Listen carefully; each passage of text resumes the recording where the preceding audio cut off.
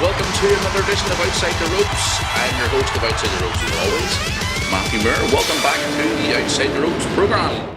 Hope you're all doing well out there. We are here today to talk about last night's WWE Payback. We're also going to review, review. Too early in the morning for me. Very little sleep after the Payback pay-per-view. We're going to preview tonight's Monday Night Raw, and we've got some stories we want to talk about in the world of wrestling going around over the last few days. First of all, guys, I want to give a wee shout out to our friends and partners of this show, which is Wrestling's Past. For all your historians of wrestling, don't forget to check out our good friends at Wrestling's Past. As you can see at the bottom of the screen, if you're watching us on YouTube here, their Twitter is at Wrestling's Past, and on their website, which is wrestlingspast.blogspot.co.uk, for all your history of professional wrestling, don't forget to check out our good friends at Wrestling's Past, because they are a big reason why we're still here. Guys, did you enjoy Payback last night? I thoroughly enjoyed it, but all I can say is, first of all, thank you so much to everybody who tuned in to us last night on YouTube. What a great response. Hello to all our new subscribers out there. Couldn't ask for any more. The response we got for our pre-show last night, or kickoff show, whatever you want to call it, was absolutely fantastic. Thank you so much to everybody who tuned in. So if you like the new look to Outside the Ropes, where we're here at our little table, which it had a new addition to it.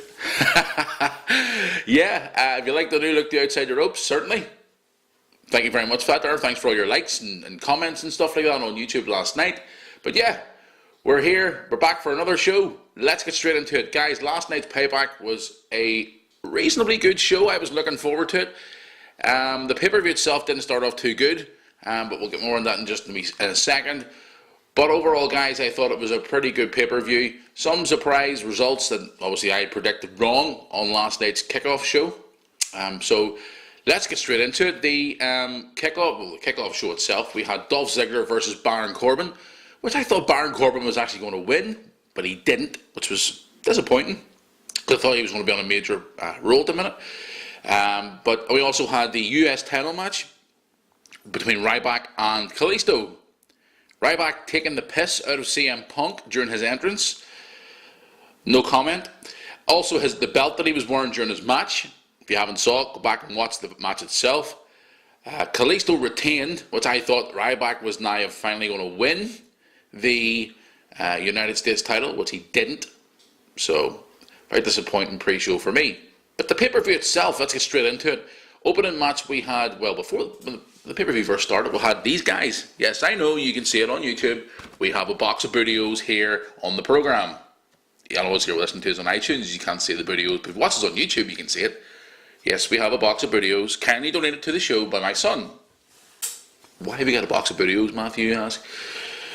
I never liked the New Day at the start, and you probably heard on the podcast before we come on video here, but they're actually starting to become very entertaining. I'm actually starting to like New Day. But as you can see there, this episode in no way is affiliated with Budios or WWE, by the way. It's just a prop. But yeah, the New Day kicked off the pay-per-view. They come out and done their wee spiel with the crowd. And then we had Big Cass and Enzo Amore versus the Von Villains. Well, what can we say? The match was starting off pretty good, back and forward. Then all of a sudden we had a crazy injury to Enzo Amore. Now if you haven't saw the pay-per-view, guys, certainly go to the WWE Network or wherever it is you want to watch the pay-per-view from. We encourage you to watch it on the network, of course, here on Outside the Ropes. But Enzo Amore received a whiplash whiplash injury. See, too early in the morning for me to talk. Unreal. Very little sleep after the pay-per-view here in the UK, guys. But yeah, he received the whiplash injury, hitting his head off the bottom rope, which gave Enzo Amore a concussion. Enzo Amore was taken to the local medical facility in Chicago, and as this morning we know here and understand Outside the Ropes that he has been released from hospital. Now that's a good thing. How long is he going to be in action for? We don't know. Obviously WWE take concussions quite seriously, but we'll obviously hear more tonight on Monday Night Raw. So obviously we wish Enzo Amore all the best, and we hope to see him back in the ring sooner rather than later, because he is quite an entertaining character. But it was so disappointing because I was looking forward to that match last night. So We'll keep you posted, guys, on our Twitter and then obviously our Facebook and stuff like that. And as you can probably well see on the bottom of the page here on YouTube, and if you're not, obviously you know the address itself on the podcast. Our website is back up and going, OutsideTheRopesRadio.com, for all your news every day of the world of professional wrestling. Now, moving on to the next matches on the card, we had the Intercontinental title match between... actually, we didn't have the Intercontinental title match. Actually, we had Sami Zayn versus Kevin Owens, which was a fantastic match. Kevin Owens defeating Sami Zayn with the pop-up powerbomb. I thought Sami Zayn might have won over last night in that one, but he didn't. Kevin Owens then took it upon himself to bring in Baron Saxton into the ring and completely make a fool out of him, and he decided to sit ringside for the Intercontinental title match between Cesaro and The Miz. Why, for the love of God, is The Miz still the Intercontinental Champion? Is it because of you want to get heat on The Miz? Because obviously he's been quite flat as of late. But Sami Zayn came back out during the match, jumped Kevin Owens at ringside, which caused a whole big distraction. And The Miz rolled up Cesaro and retained his Intercontinental title, which is so frustrating because the fans wanted to see Cesaro become the IC champion. As did I. Why the hell is The Miz still a champion? Let us know your thoughts on that. Give us a tweet at Outside the Rope or a Facebook message. Why is The Miz still, as you can see here, the Intercontinental champion? Ridiculous.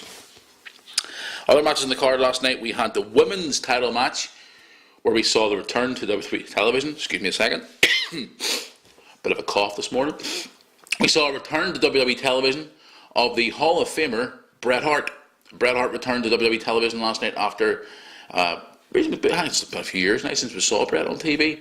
And WWE were saying it was his first appearance since his battle with cancer. Prostate cancer at the start of the year, which obviously Bret Hart defeated, which was great. Bret Hart was in the corner of Natalya. She challenged Charlotte for the women's title. And we had another Montreal screwjob, where the referee, Little Nitch, as you maybe know him back from the days of WCW, screwed Natalya out of the women's title. But the actual match itself ended. And then we had Bret Hart putting Flair in the sharpshooter, and we had Natalya put Charlotte in the sharpshooter. Is this going to continue on in tonight's Raw? Possibly. Is it going to continue into the next pay-per-view, which is at the end of the month, Extreme Rules? Possibly. But overall, it was a reasonably good women's match, hard-hitting as always, and the women did deliver once again. If you agree that the women's match delivered last night at the pay-per-view, leave us a comment below here on YouTube, or leave us a tweet or a Facebook message, which I thought was obviously quite good. Let's have a look here and see. Yes, thing we didn't talk about on the podcast last night, or the video here on YouTube, which I was quite disappointed after it was all edited and put together. I actually speared myself through a door and was going to put myself through a table because of it. We didn't talk about the whole decision thing between Shane McMahon and Vince McMahon and Stephanie McMahon and who decides to run Monday Night Raw. I sent the video to my friend to be edited, and he sent me a text saying, "Matthew, you forgot to talk about the Vince McMahon segment." I know. My apologies, guys. I do apologise about that, because it was quite late whenever we got the show recorded. But we had a segment last night with Vince and Shane and Stephanie on deciding who runs Monday Night Raw, and the decision came out of it that it was going to be both of them. I had a slight feeling that it was going to happen, which it did. But it's going to be interesting over the next few weeks what's going to happen. Is this going to lead to a big feud over the summer where they're going to have a battle and control of power? Maybe like an Eric Bischoff, Stone Cold Steve Austin style storyline from back in 2003. Or maybe we're going to have a big blow-off match, maybe at SummerSlam or Survivor Series in November. But it's going to lead to some interesting TV, I hope, over the next few months. We're going to have people taking sides, obviously with Stephanie and the Authority. People taking sides with Shane.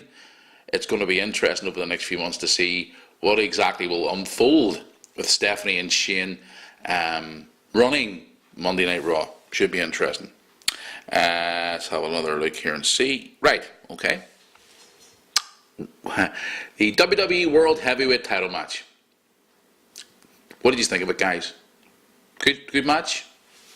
Pretty solid match? We had 3 matches in one last night, pretty much. We had AJ Styles winning by countout, which the fans were pissed. Shane McMahon comes out and says that the match wasn't going to end that way, and he restarted the match. Then we had Roman Reigns give AJ Styles a low blow. And then we had Stephanie come out and restart the match. Then we had a third match where then Big Doc and Carl Anderson made an appearance, no surprise. But we did not see the debut, as we talked about on yesterday's show, of Finn Balor. Which was disappointing, really, because I was expecting Finn Balor to turn up. But, guys, a lot of you are unhappy about this, but Roman Reigns is still your WWE World Heavyweight Champion. I know, you are not happy, but did you really expect AJ Styles to win the title last night? I didn't. I thought maybe some way capacity, as I said on yesterday's show, that Roman Reigns would still retain the WWE World Heavyweight title, and he did. Is AJ Styles going to be a champion down the line? Absolutely. I hope so. I hope it's not going to push him way in the card now and bury him, which I hope they don't. But Roman Reigns is still your WWE World Heavyweight Champion. But the thing is it was announced after the match backstage from Shane and Stephanie that at Extreme Rules there will be an Extreme Rules match between AJ and Roman Reigns for the WWE World Heavyweight title on the 22nd of May at Extreme Rules in New York, New Jersey. Do we think Roman Reigns is going to lose the title at Extreme Rules? Probably not. Would we like to see him lose the title at Extreme Rules? Absolutely. But it probably won't happen. But if you think Roman Reigns is going to lose the title, guys, if you're watching us here on YouTube, give us a comment below or hit the like button and let us know, or send us a tweet at Outside the Rope or an email, outsidetheropes@yahoo.com. What do you think of Roman Reigns and AJ Styles' outcome is going to be at Extreme Rules on May 22nd? Now, overall, guys, I thought last night's pay-per-view pretty much delivered. It was good. The crowd was awesome, especially during the Shane McMahon and Stephanie McMahon scene. It was a very good hot Chicago crowd. Even when Vince got in the ring, and even Vince didn't get a chance to hardly speak a word at the start, and the CM Punk chants were phenomenal.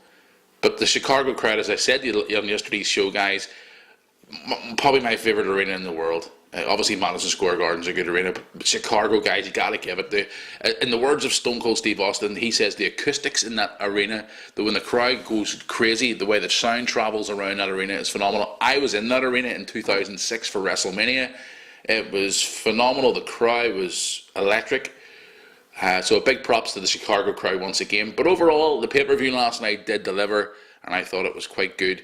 Some things happened that shouldn't have happened, but we did get to see Big E dance with his box of burritos. Did you see those guys at ringside, by the way, sitting having like a wee pizza and food and unreal? We did tweet out a photograph of them sitting doing a selfie at ringside, but there you are.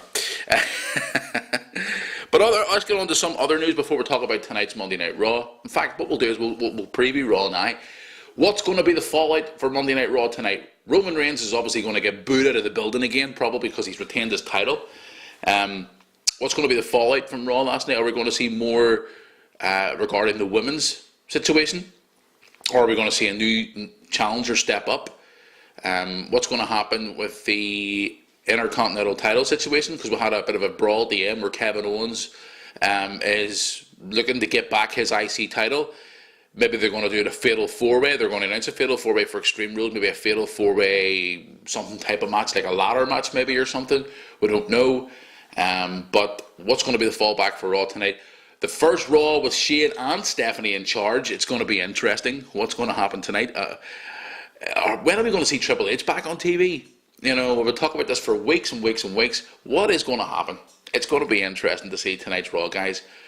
It's going to be an interesting night, trust me. Interesting night indeed. Okay, guys, another news I want to talk about, the WWE Network. Now, a lot of people have been talking about this regarding across social media across the last few days, and also we've had a few emails about it, about the WWE increasing the price of their subscription to the network. Now, the reason this story is leaked, people are complaining about Raw being on a 30-day lapse from being live on a Monday night. People are asking, when's the WWE Network ever going to show Raw live on the network? Guys, the reason why it's not shown live on the network, I think I've talked about this before, is because they have television deals with networks all across the world. Like here in the UK, we have Sky Sports. In America, we have USA Network. Other networks across the world, across Europe and other places across the world. And that's the reason why it's not live on the WWE Network. Now, if they put it on the WWE Network, they would probably lose a hell of a lot of money. But the reason why they're talking at the moment, for what we hear, is because they want to increase the subscription to $12.99.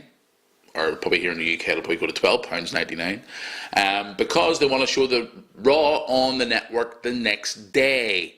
So the reason why they are shows the next day, like SmackDown on a Friday, Raw on a Tuesday, things like that there, to keep the people happy, and whatever money they're going to lose from, you know, having it from the 30-day lapse to now, they would make up by putting the subscription fee up. So they're basically not losing any money, and the fans are happier. If you're what do you guys out there think about the subscription going up to $12.99 or £12.99 or €12, whatever it is your list, or whatever currency it is? Let us know in the comments box below, or drop us a message here on the show and let us hear your thoughts on that, on the network subscription going up to $12.99. Other stories I want to talk about, guys, as well. WWE have shown a lot of interest in Chris Sabin. Now, a lot of you guys know Chris Sabin from the days of the TNA, of Motor City Machine Guns. We also heard the other day that they could be interested in the Motor City Machine Guns as a tag team. Now, everybody knows Chris Sabin's a former TNA World Heavyweight Champion. Reportedly, Triple H is interested in signing him. Now, we heard, we saw on social media the other day and on WWE's YouTube channel that another TNA guy has made his debut on NXT, being Eric Young. Eric Young is now officially on the NXT roster. He turned up at the TV tapings last week. TNA losing another guy. Unreal. Bobby Roode apparently has signed with the company too. When is he going to appear on television? Very, very soon, for what we hear. But yeah, Chris Sabin is apparently everybody's interested in Chris Sabin as well. So TNA are losing more guys to WWE. Unreal. When is TNA? TNA going to close? It's inevitable, guys. People are saying that TNA is going to close its door. They've moved from their offices to a warehouse. They're losing ratings. Their attendances are horrible. They're losing money. Dixie's looking for investors. What is going on with TNA? It's unreal. There you go. A couple of other things before we go off the air here on this edition of Outside the Ropes. WWE and another announcer have parted ways this week. A lot of you know guys, Kyle Edwards. He's been on a lot of WWE programs recently. He has been not released, but they came to a mutual agreement that he's left the company. Now, he sent out a tweet here, which I have here on the iPad in front of me here, saying, part of ways with WWE, no hard feelings whatsoever, time to move on to a new chapter, hashtag good vibes and positive thoughts. So everybody here at Outside the Ropes wishes him all the best. He was actually quite a good announcer. I quite enjoyed it. They mentioned him last night on the pay-per-view. But, yeah, all the best to him. Now, one other thing I want to touch on, I think I mentioned it yesterday. A lot of you guys have been asked our thoughts on this, as I move the iPad out of the way here. China. Now, you all know China passed away last week, which was disappointing, and we're still trying to come to terms with it here on the show. WWE have released a China collection on the WWE Network, which the fans went bonkers on Twitter. The tweets that we received was just unreal. People want to know our thoughts on WWE recognizing China's life and also putting on a thing on the WWE Network about her. Okay. My thoughts, as a fan of, obviously like China's work in the DX days and stuff, it's great to see she's finally getting some recognition. Does WWE have a cheek in it? Pretty much, yeah. Ever since Stephanie and Triple H especially sent out tweets regarding China's passing, the internet blew up. People were, the tweets I read to Stephanie were just unreal. Do WWE have a cheek in doing it? Possibly. Will she win to the Hall of Fame now that she's dead? Quite possibly. Do you think it's unfair, the fact that she never actually got to see herself going into the Hall of Fame? 100%. 100%. That woman should have been in the Hall of Fame a long time ago. Her career in WWE back from 96 right through to she left in 2001 will never be forgotten. She was a trailblazer. It's as simple as that. And the fact that WWE have come out now and said, oh, we'll recognise China's career now that she's dead, in my opinion, is disgusting. China should have been given a Hall of Fame induction when she was alive.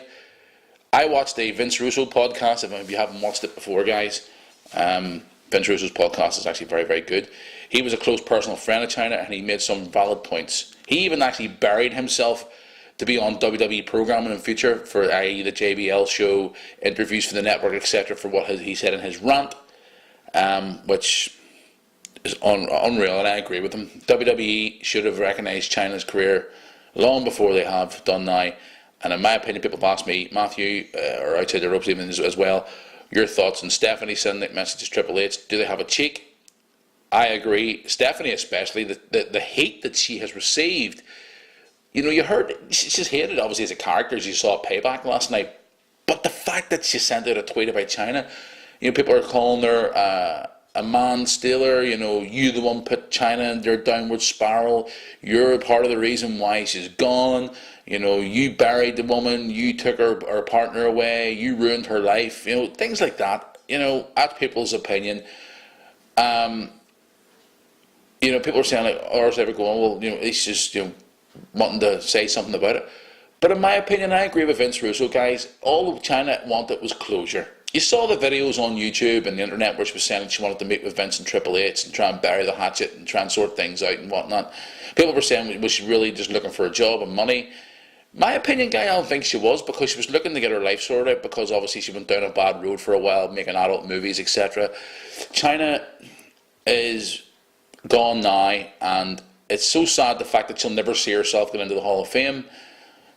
Do WWE have a cheek for putting her into the Hall of Fame now? I mean, you watched Triple H on Stone Cold's podcast where he turned around and said that she wouldn't be in the Hall of Fame because of certain reasons, but now they're going to possibly put her in the Hall of Fame because she's dead. It's so sad. It really is. I'm glad to see her getting recognised on the WWE Network and stuff like that. But again, it was the same with Randy Savage when he passed away. Once he passed away, that was it. Into the Hall of Fame, recognising his career and stuff like that. Does WWE have a cheek in doing it? In my opinion, personally, I think they do. But I could talk about it all night. But what's your thoughts on that, guys? China being recognised and possibly getting into the Hall of Fame next year. Send us a comment below. And also send us a tweet or a Facebook message or an email out to ropes@yahoo.com. Guys, this is going to bring an end to this episode. Thank you so much for watching. If you're watching us here on YouTube, don't forget to hit the like button below, as I'm pointing down below to you. Also, don't forget to hit the subscription button for more videos. We will be back here on Outside the Ropes on Wednesday for another show. We'll talk about Monday Night Raw. We'll talk about all the other news going on in the world of professional wrestling. So for all your latest wrestling news and scoops, don't forget to check out our website, outsidetheropesradio.com. Also, I want to give a couple of shout-outs here before I head on the road as well. PW in Belfast had a show last night. I want to give a big congratulations to those guys. They had a great show last night. Don't forget to check out our good friends of British Wrestling Radio as well. They're on Facebook and Twitter. They do a weekly show with Dino and all the guys. Also, check out all our friends at Wrestling.ie, Mainstage Wrestling, Over the Top Wrestling as well, and also our friends and partners, Wrestling's Past as well. For more information, as always, guys, on the show, and also latest scoops and news, go to our website, outsidetheropesradio.com. So until Wednesday, and wherever it is you're watching us throughout the world, thank you so much for taking your time to watch this show or listen to us here on iTunes, as always. Don't forget, guys, on iTunes, I haven't forgot about you. So until Wednesday, enjoy your rest of your Monday or Tuesday, whatever day it is you're watching it, enjoy the rest of your day. And I will see you all back here for another episode of Outside the Ropes.